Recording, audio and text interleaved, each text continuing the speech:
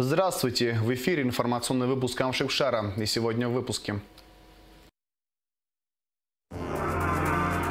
Незабываемая дата. Исполнилось 80 лет с начала Великой Отечественной войны 1941-1945 годов.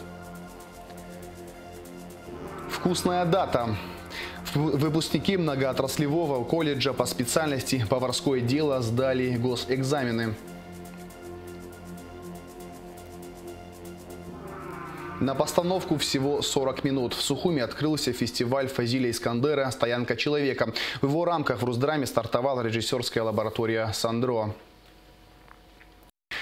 Прошло 80 лет с начала Великой Отечественной войны. 80 лет назад, 22 июня 1941 года в 4 часа утра фашистская Германия без объявления войны вероломно напала на Советский Союз. Эта война унесла более 27 миллионов жизней советских людей. Что касается призванных и погибших из Абхазии, то по архивным материалам в период Великой Отечественной войны в ряды советской армии и военно-морского флота было призвано 55,5 тысяч человек. Из них 17,5 тысяч не вернулись с фронта.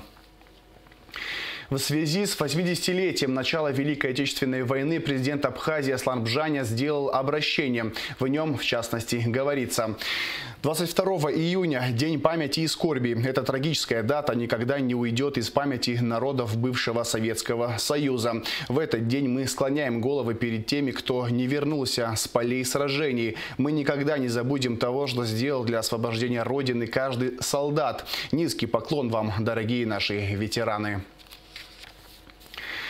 22 июня, в День памяти и скорби, Россотрудничество и его немецкое представительство в Русском доме в Берлине провели акцию, приуроченную к 80-летию начала Великой Отечественной войны.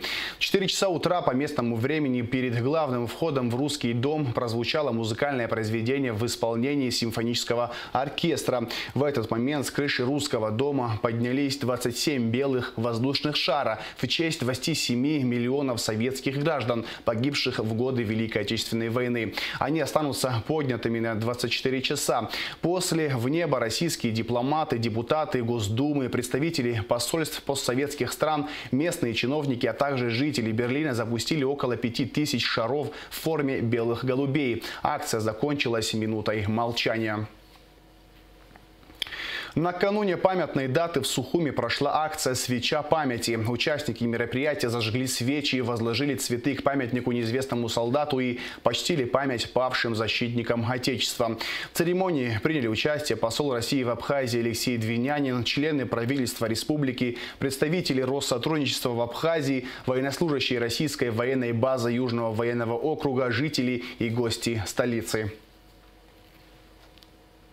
Они сражались, они победили ради нас, ради потомков, чтобы всегда мы стремились, наше поколение и будущее поколение, чтобы не было никогда войны. Нужно помнить это всегда и наших детей учить этому, чтобы они не забывали, что было, что было 22 июня 1941 года. Это страшная война. Миру мир. Благодатное кольцо. Забывать запрещается. Так называется патриотическая акция, посвященная дню начала Великой Отечественной войны, которая прошла на набережной Махаджиров. В ее рамках учащиеся 4-й Сухумской школы возложили цветы к памятнику неизвестному солдату и прочитали стихотворение. Акция является международной и посвящена тем, кто отдал свои жизни, защищая Родину. Благородную инициативу поддержала Национальная библиотека имени Папаскир и столичные школы. 80 лет тому назад мир, понимаете, вздрогнулся от начала фашистской войны против фашизма. Вы знаете, что 27 миллионов людей были убиты на этой войне. В том числе 55 тысяч абхазских воинов, которые были участниками Великой Отечественной войны.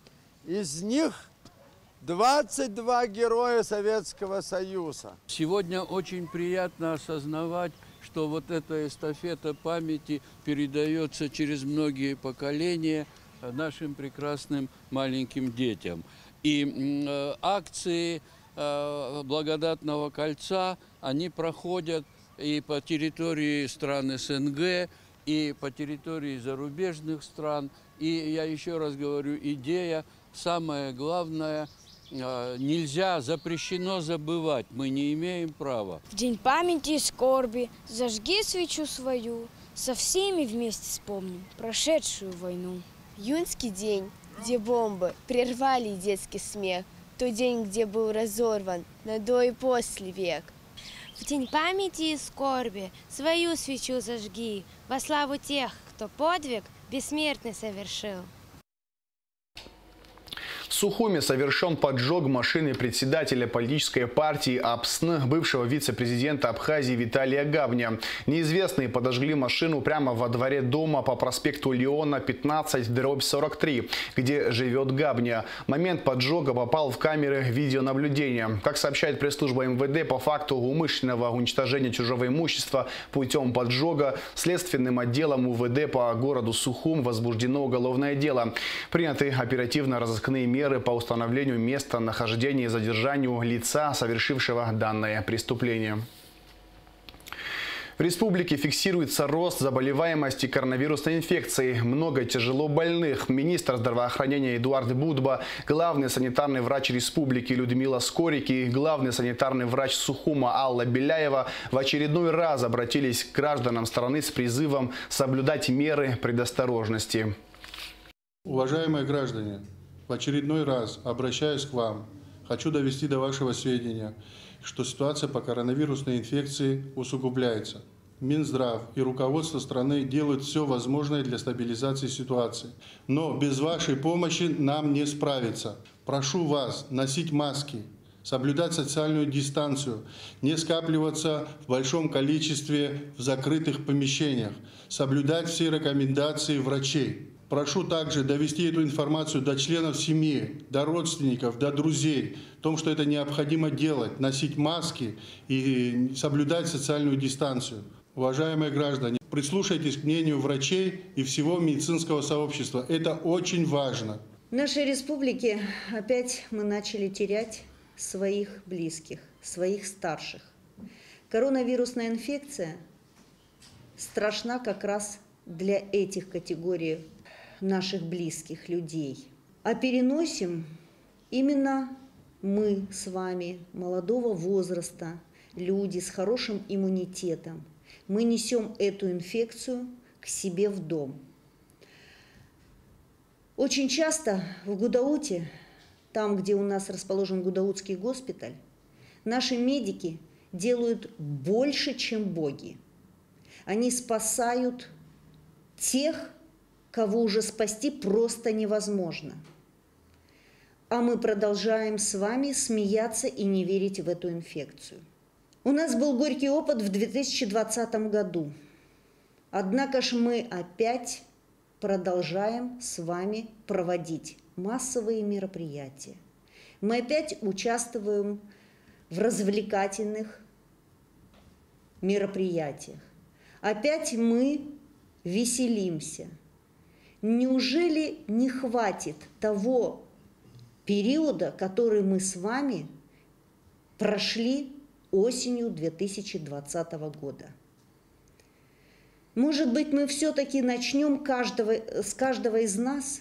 Мы оденем маски, мы выйдем на улицы, мы спросим с каждого своего друга, со своего близкого, почему он не носит эту маску точно так же. Почему мы не задумываемся о том, что инфекция есть, она забирает наших граждан? Сколько бы Министерство здравоохранения, сколько бы руководство страны не делало для того, чтобы остановить эту инфекцию, никогда мы не остановим ее, если каждый из нас не будет соблюдать все те меры профилактики, которые известны этому миру уже на протяжении 1,5 лет. Ведь пандемия началась не сегодня и не вчера. Она уже продолжается на протяжении 1,5 лет. И такие меры профилактики, как ношение маски, как обработка рук, как соблюдение социальной дистанции, вполне достаточно, чтобы прекратить распространение инфекции среди нас, среди нашего общества. Так почему же мы не начнем соблюдать это все 100%? Ну почему санитарные врачи, эпидемиологи это делают, врачи в лечебных учреждениях это делают, почему же не делаете вы, как граждане своей страны? Уважаемые сограждане, сегодня санэпидстанция города Сухум получила 88 новых положительных анализов. Это значит, что 88 человек заболели, а у этих людей есть семьи. И кто-то из них перенесет легко дома на амбулаторном лечении, кто-то попадет в больницу, а кто-то, к сожалению, погибнет. У всех нас нет ничего ценнее нашей собственной жизни и жизни наших близких. Пожалуйста, берегите себя и берегите жизни своих близких. Это то, что восстановить невозможно. Можно восстановить все, кроме жизни своих близких. Пожалуйста, не пренебрегайте мерами предосторожности. Неужели посещение праздника стоит жизни ваших родных? Оденьте маску, если вы заходите в общественный транспорт. Оденьте маску, если вы заходите в магазин. Поверьте, это не так тяжело. А вот дышать кислородом в больнице, вот это тяжело. Состоялась встреча уполномоченного по правам человека в Абхазии Сиды Шакрыл с уполномоченным по правам ребенка Мактиной Джинджолия. Обсуждались основные направления дальнейшей совместной работы. Есть как бы два вопроса, два уровня, мне кажется, да, решения проблем. Когда конкретные дети, когда конкретные вопросы, конкретные проблемы связаны с конкретным человеком, ты понимаешь, как это, ты все равно вырабатываешь какую-то стратегию и движешься, и знаешь, как можно помочь ему.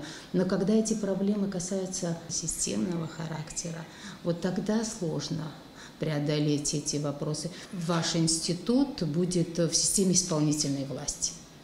Плюс это то, что вы изнутри можете влиять на какие-то вопросы. Я думаю, что если наше руководство, понимая важность и значимость такой работы, назначили вас, это говорит о том, что этому будет уделяться внимание и будут пытаться решать эти вопросы. Я со своей стороны тоже очень рада, что начал в Абхазии работать такой институт, как Институт уполномоченного по правам ребенка, хотя это большая ответственность, которую я понимаю, и очень надеюсь, что это еще будет дополнительной гарантией в сфере защиты прав ребенка.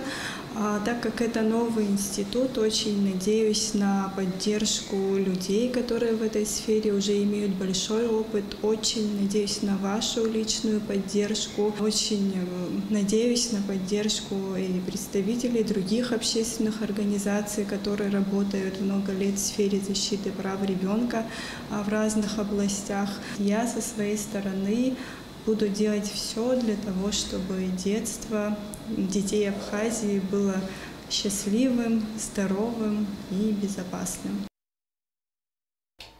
Прошло заседание президиума партии Амцахара, где обсуждался ряд вопросов, в том числе обращение к президенту Аслану Бжанев по поддержке инициативы создания общественного совета при президенте Абхазии и принятие решения по соглашению об объединении в политический союз с политической партией Айтейра. В ближайшее время планируется проведение политсоветов партии Амцахара и Айтейра для определения дальнейших шагов по реализации соглашения. Сотрудники МЧС Абхазии предотвратили чрезвычайную ситуацию в акватории Сухумской бухты. В районе впадения реки Киласур в море один из туристов заплыл слишком далеко от берега, не менее чем на 200 метров. Обеспокоенные этим, родственники туриста обратились к спасателям. Первыми на место прибыли сотрудники ПСО Сухума, подплыли к туристу и сопровождали его при возвращении к берегу. К тому времени прибыли и сотрудники ГИМС МЧС. Зацепившись за борта надувной лодки, и спасатели, и турист благополучно добрались до берега. По словам сотрудников МЧС Абхазии, подводное течение в данной части столичного пляжа очень сильное, и купание здесь было чревато непредсказуемыми последствиями. Приказом министра внутренних дел Дмитрия Дбар закрыт и подлежит демонтажу пост ДПС ПСОУ. Личный состав расформирован. Проверка деятельности данного подразделения была назначена и проведена в связи с поступившими обращениями и жалобами на телефон доверия службы собственной безопасности МВД. Как сообщает пресс-служба МВД, по результатам проверки были выявлены факты непрофессионального и недобросовестного исполнения служебных обязанностей сотрудниками госавтоинспекции. В отношении сотрудников поста ДПС ПСОУ ОГАИ УВД по Гагарскому району приняты меры дисциплинарных взысканий. Квалификационная коллегия судей Республики Абхазия объявляет о приеме заявлений лиц, претендующих на занятие вакантной должности судьи Гагарского районного суда. 1 единица. Прием заявлений осуществляется в помещении Министерства юстиции Абхазии с 23 июня по 6 июля включительно. За дополнительной информацией обращаться по телефону 229 44 90. В Сухумском многоотраслевом колледже пора выпускных экзаменов. В течение нескольких лет студенты обучались различным специальностям по отраслям. Выпускники повара посвятили свои дипломные работы европейской и абхазской кухне. На экзамене присутствовали представители Министерства просвещения и языковой политики. Как проходят экзамены, какими блюдами студенты удивили преподавателей, в материалах наших корреспондентов. Репортаж Сарии Кварацхели. Через пару минут пойду, в принципе, сдавать. Надеюсь, все гладко пройдет, все уверенно. Дипломная работа Руслана Оганесян «Голубцы с мясом и рисом». Его главная задача не только приготовить блюдо и правильно подать его комиссии, но и рассказать о процессе приготовления. Белокопченую капусту я залил горячей водой. И перед варкой я постепенно снимал кочерышку. Комиссия оценила блюдо Руслана по достоинству, и он оказался в числе тех, кто удостоился наивысшей оценки. Очень вкусно, очень мягкое мясо, видимо, хорошо обработано перед подачей. Подача очень интересная, красивая, с листьями, салатами. Вот интересно соус попробовать, который он сам сделал, да? Вот. Как он называется, этот соус, ты сказала? Соус с томатом и сметаной. Все поняла. Сам дегустируешь блюдо, да, когда? Очень вкусно, очень насыщенно. Все студенты поварского дела проходят практику в различных ресторанах и кафе городов и районов по всей стране. Руслан не исключение. Ему близка европейская кухня, и он стажируется в ресторане «Маэстро». Однако работать он будет в кафе «Балкон» в Гудауте. А Владиславу Орлову по душе одно из самых экзотичных и неоднозначных современных направлений кулинарного искусства – молекулярная кухня. Владислав умеет готовить блюда как из европейской кухни, так и азиатской. Проходил я в Deutsche Vita практику, после чего у нас через 2 недели, как я там проходил практику, началась молекулярная кухня, это называется.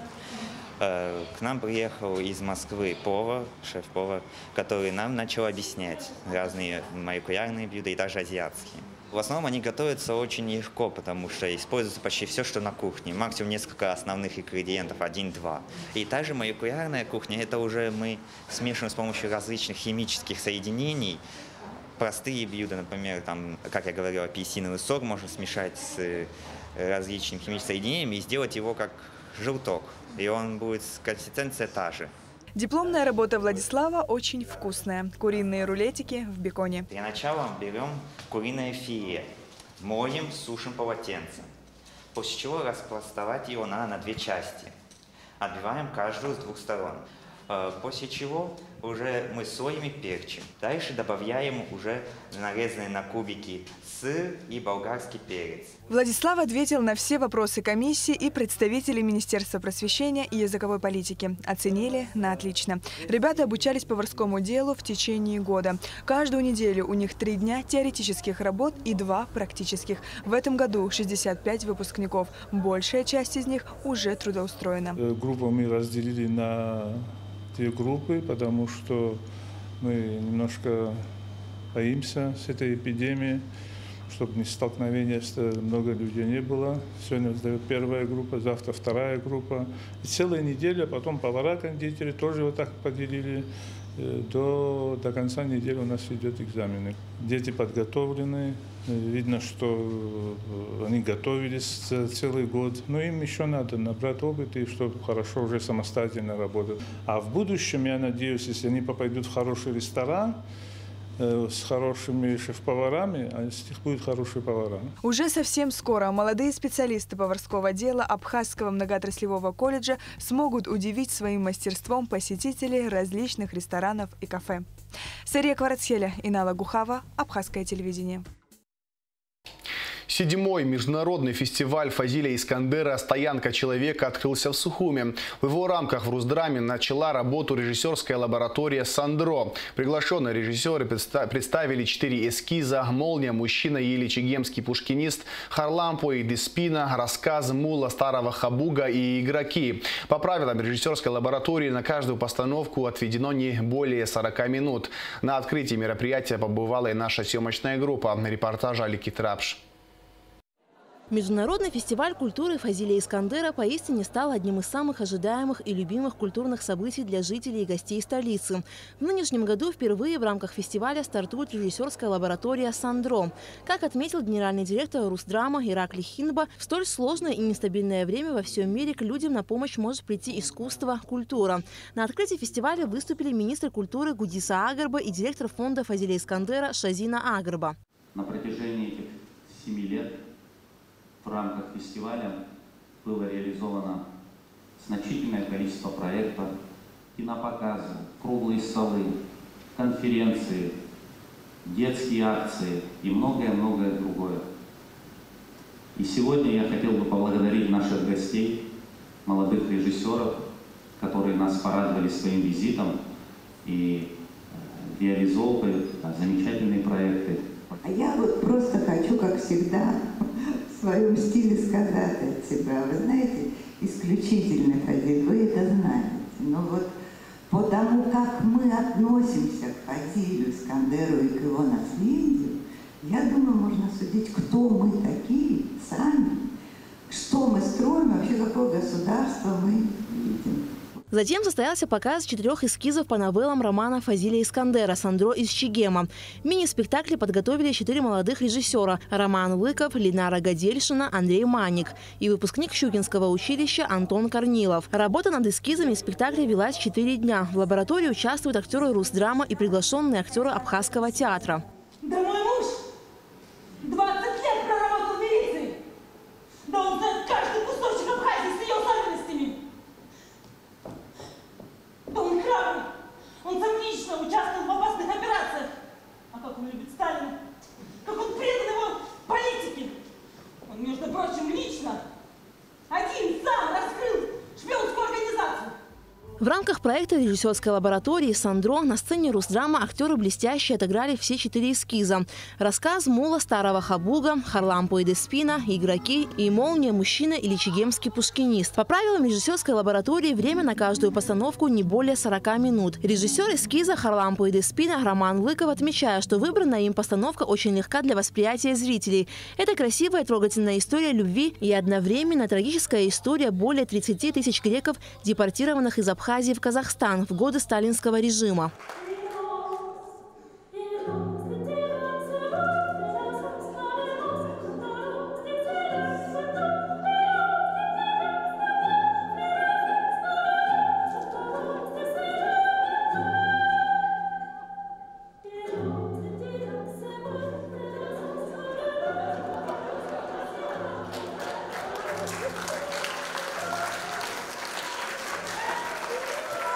У меня кажется, что какая-то большая ответственность лежит, ну вот ставить здесь этого автора, потому что, ну как бы ты какой-то свой взгляд приносишь, а у людей, для людей это, ну, очень какой-то родной автор, с которым они много, который для них очень важен, да, он как бы их.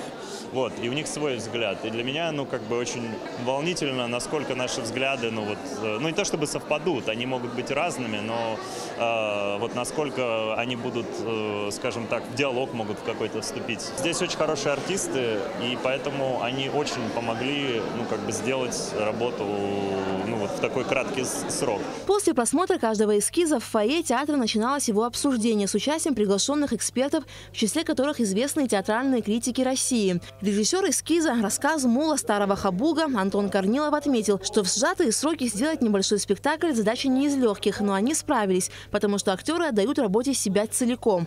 Для меня это, во-первых, очень интересно, потому что это что-то новое для меня. Я, честно говоря, первый раз в этом прекрасном городе. И мне очень нравится театр, то, как здесь работают все службы, как здесь, вот как раз артисты про самоотдачу вы меня спрашивали, они отдают себя целиком, потому что, ну, представляете, 40 минут живого времени на сцене – это не только действие, это огромное количество текста, который не просто надо запомнить, его нужно обжить, обыграть. После просмотра и обсуждения всех 4 мини-спектаклей было организовано зрительское голосование. Из победившего в результате синтеза оценок жюри и зрителей эскиз в будущем году будет поставлен полноценный репертуарный спектакль театра. Конечно, прелесть лаборатории, когда искусство рождается здесь и сейчас. Что-то, чего не было еще вчера, вдруг появляется. Мы делали режиссерскую лабораторию в 2018 году, и тогда спектакль «Электро», этот эскиз победил по результатам зрительского голосования, и мы потом его превратили вот в наш знаменитый уже спектакль «Электро», который идет в репертуаре нашего театра. В этот раз впервые тематика – это Фазиль Искандер. Роман Сандро из Чегема. Мы постарались сделать так, чтобы эти 4 новеллы были разными, чтобы у зрителя было где посмеяться, где призадуматься. Я думаю, что все, кто сегодня пришел к нам, выйдут из театра под большим впечатлением, потому что это настоящее театральное путешествие. Как отметили организаторы фестиваля «Стоянка человека», второй его этап пройдет уже в октябре. Алика Трапши, Ильдар Дамиров, Абхазское телевидение. И в завершении выпуска о погоде. По сообщению гидрометцентра, в среду, 23 июня, в Абхазии ожидается переменная облачность без осадков. Ночью и утром местами возможен туман.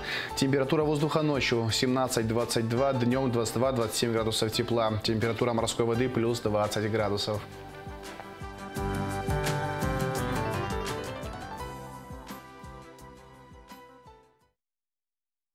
На этом информационный выпуск Амшепшара подошел к концу. Всего хорошего. До свидания.